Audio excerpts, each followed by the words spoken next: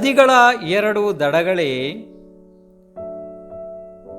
ಪರಸ್ಪರ ಒಬ್ಬರನ್ನೊಬ್ಬರು ನೋಡುತ್ತಿದ್ದರೂ ನೀವು ಏಕೆ ಕೂಡುವುದಿಲ್ಲ?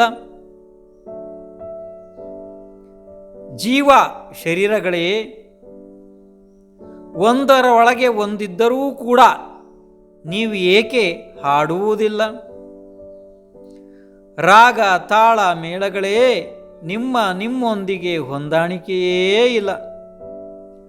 ರಾಗ ದ್ವೇಷ ತ್ಯಜಿಸಿ ಸಿದ್ಧರು ಇದರಿಂದ ಪಾರಾದರಲ್ಲ. ಒಂದನ್ನೊಂದು ಪರಸ್ಪರ ನೋಡುತ್ತಿದ್ದರೂ ಕೂಡ ನದಿಗಳ ಎರಡು ದಡಗಳು ಎಂದೂ ಕೂಡುವುದಿಲ್ಲ. ಜೀವ ಶರೀರಗಳೇ ನೀವು ಒಂದರೊಳಗೊಂದು ಹಾಲು ನೀರಿನಂತೆ ಬೆರೆತಿದ್ದರೂ ಕೂಡ ನೀವು ಏಕೆ ಒಂದೇ ಸ್ವರದಲ್ಲಿ ಹಾಡುವುದಿಲ್ಲ? ನಿಮ್ಮ ರಾಗ ತಾಳ ಮೇಳ ಒಂದಕ್ಕೊಂದು ಹೊಂದದೆಯೇ ದಿನರಾತ್ರಿ ಆಕಾಶ ಪಾತಾಳ ಅಮೃತ ವಿಷದಂತೆ ಪರಸ್ಪರ ವಿರುದ್ಧ ಸ್ವಭಾವದವು ಇದ್ದಾವೆ.